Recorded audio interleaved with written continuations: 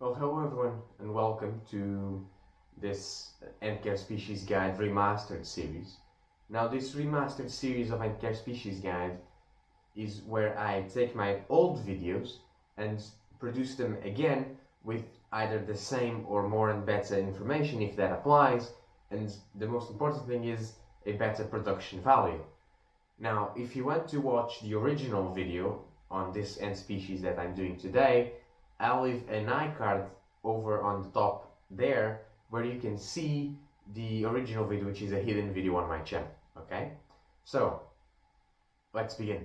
So today we're going to be talking about Pristomyrmex punctatus, also known as queenless ants, which is exactly what it means and is a very interesting thing about this ant species actually. Now, Pristomyrmex punctatus is from Southeast Asia, and they are very prominent in South China and Japan.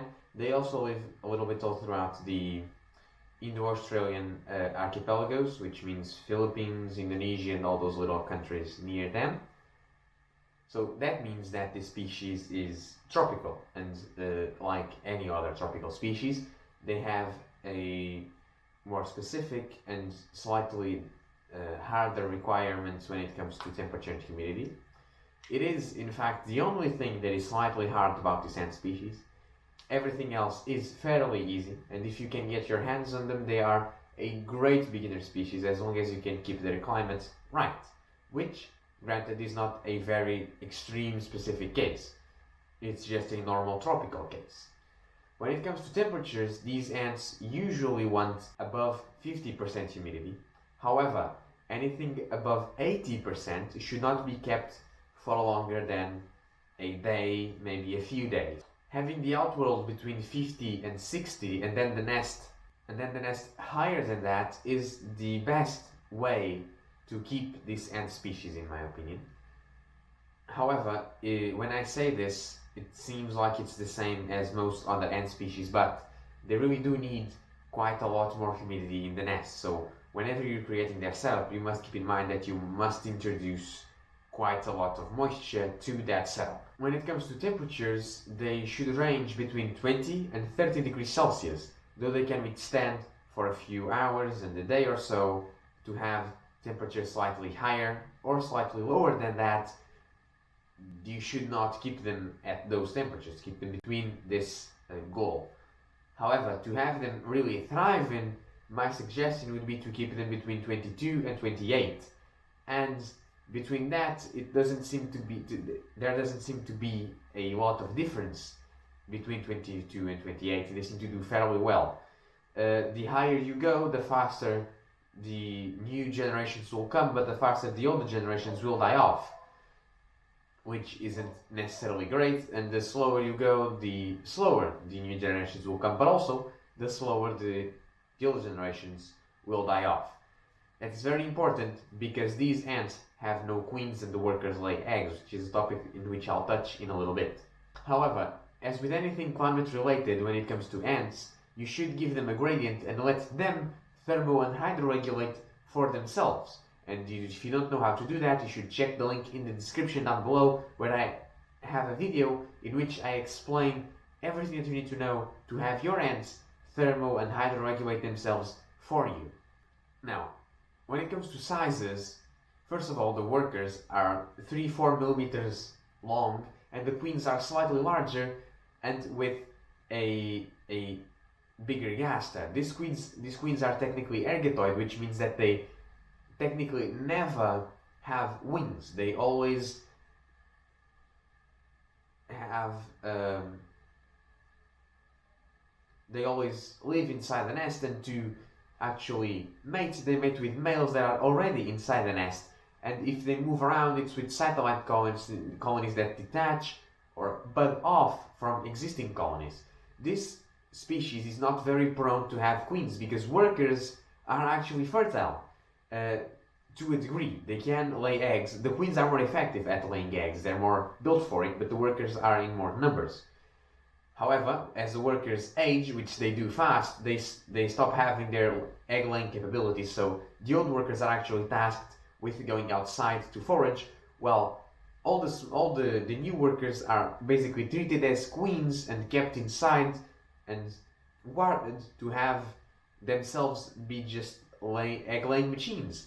This means that, first of all, the colonies grow exponentially fast provided enough space and nutrition, and also that if you separate the colonies into two, you have two different colonies which are egg-laying and self-producing on their own, which means that if you have one colony of Pristomyrmex punctatus and you know how to care for them, you have infinite colonies of Pristomyrmex punctatus, which is, to be fair, great. I guess if you want to, you can create infinite colonies.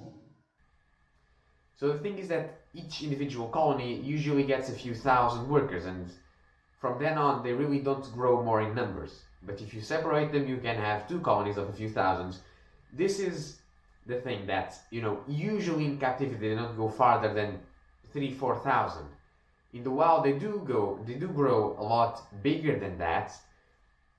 But with this system of workers that produce other workers and a few males, what you have is the numbers of a colony are not constant. They fluctuate because colonies bud with one another, and they bud off into two separate colonies or more, and satellite nests may become separate colonies, separate entities, or satellite nests from other colonies may bud into colonies of Pristomyrmex punctatus. They really do live in a different way to most other ant species. The males do have wings and they do fly out of the nest to mate with other queens of other nests, which are ergatoids. Those do not leave the nest. As I've said, they don't have wings. So the thing is that in captivity, the practicality of it is that there is not one member that if they die, your colony dies. There's not this liability because every worker is technically a queen. Not really, but it's technically fertile and can lay eggs of other workers.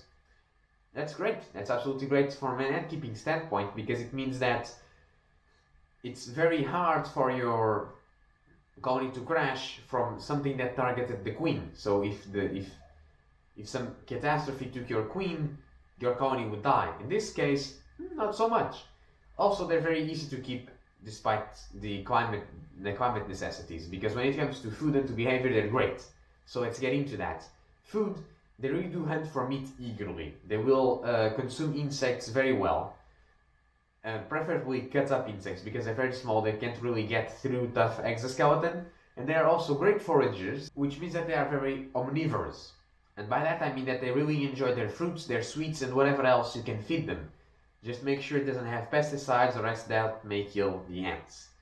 Especially these ones, which are very tiny and very sensitive to pollution because they are living in rainforests, which are the place with the least amount of human interaction and pollution. Fruits in specific, they don't really take to in my experience, but they take a little bit. Especially as the colony grows, they grow more adept to eating fruits. Now let's talk a little bit about behavior. First of all, this species is very, very recent in the scientific community. It was started to be studied in the 90s, but it was really studied hard in 23, which in scientific terms it's like yesterday. It's very, very recent. In the hobby, well, the hobby is not old, so I can't say it's new to the hobby, but it is a new species to the scientific community, and it's very interesting in my opinion to have the possibility to have such a not rare, but such an unknown animal in your collection, and to have it not as a sort of prize and more as any of the others, because they really are easy to keep. So you don't really feel like they are that special when you take care of them. But when you observe them and when you take the time to do what people like about ant keeping, which is observe the colonies and watch what they do and compare them to other colonies and other ant species, other animals, they really stand out because they are very interesting. They do really show the system of the older colony members going out. They are usually slightly darker than the the adult workers that are still young and still able to lay eggs. They don't sting, they don't spray formic acid, and I haven't had them even try to bite me if I put my fingers or if they escape. If you pinch them, sure, they'll try to bite you, but if they just walk onto you, or if they feel your presence, they don't really attack you. They crawl on top of your fingers or arms, and they just walk along. They don't really perceive you as a threat. So I will say that they are a great ant species for beginners. The thing is that they are very good climbers, but as long as you have an upside down lip with any sort of barrier, PTFE, baby powder, whatever, they will not be able to get out. Vertical barriers, in my experience, they get out. But as soon as you have something that is upside down, everything else is great. They're very rigid, so they're in their, 3 to 4 millimeters is a little bit on the bigger side of the very small ants. They really don't escape that easy, as long as you keep the proper barrier in place. So that's all. They're great. They're amazing for both beginners and experts if you can keep them with the few specifications that they need. So I hope that this guide helps you to understand them and to be able to keep them. So I'll see you in the next one. Bye-bye.